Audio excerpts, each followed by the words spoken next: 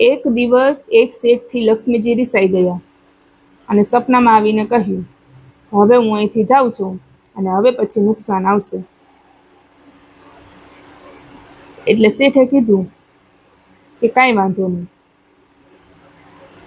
પણ માં, હું બસ એટલું માંગુ છું કે નુકસાન આવે ને તો પણ મારા ઘરમાં સુખ શાંતિ બની રહે, આદર પ્રેમ એકાબીજાથી વિવેક બની રહે. માવે પણ કીધું કે હા, એ તારી ઈચ્છા પૂર્ણ થશે. લક્ષ્મીજી ત્યાંથી જતા રહ્યા. એક દિવસ શેઠને 4 છોકરા હતા અને ચારેયની ઘરે વહુ હતી. એટલે નાની વહુએ ખીચડી બનાવવા મૂકી. એમણે થોડુંક નમક નાખ્યું, પાણી મૂક્યું. એ કોઈ કામથી ત્યાંથી જતી રહી અને એની જગ્યાએ બીજી વહુ આવી. એણે પણ ચાખ્યા વગર થોડુંક નમક નાખી અને એ પણ કોઈ કામથી ત્યાંથી જતી રહી. એની જગ્યાએ ત્રીજી આવી, એની જગ્યાએ ચોથી આવી. એમ પણ ચારેય વહુએ થોડું નમક નાખ્યું એમાં, અને ખીચડી બની અને તૈયાર થઈ. છેલ્લે સૌથી પહેલા શેઠ જમવા બેઠા અને શેઠે ખીચડી ચાખી એટલે તરત એને ખબર પડી કે ખીચડી તો બહુ ખારી છે. એટલે એને ખબર પડી ગઈ, સમજદાર હતા, કે નુકસાન આવી ગયું છે.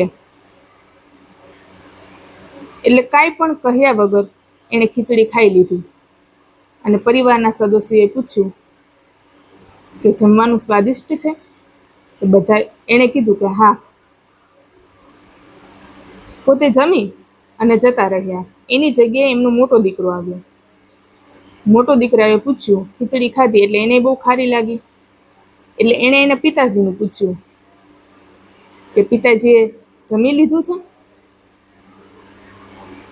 તો ઘરના સદસ્યોએ કીધું કે હા, એણે તો સૌથી પહેલા જમી અને જતા રહ્યા.